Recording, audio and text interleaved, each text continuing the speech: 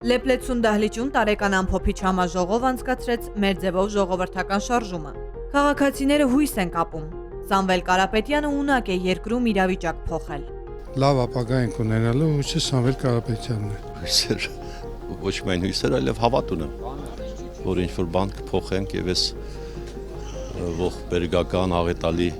ժամանակաշրջանը ոչ միայն Հայաստանի, այլ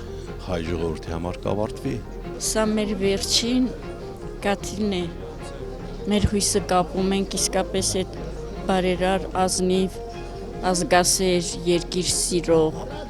եկեղեցի, մշակույթ, արվեստ, պատմություն սիրող մարդու հետ։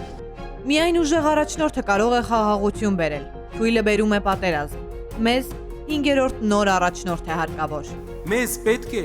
Հայաստան ունենա նոր ղեկավար, ամենայն հարգանքով Հայաստանի բոլոր նախագահների հանդեպ։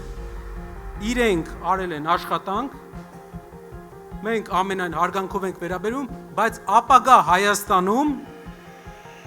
իրենց ժամանակը էլ չէ։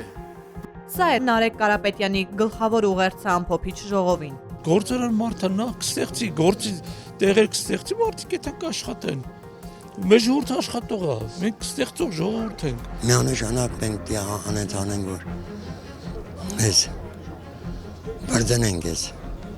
մեր երկիրը դառնա նորմալ երկիր։ Բոլորս պետք է միասին լինեն, որպեսզի կարողանանք ինչ-որ փոփոխություն անենք,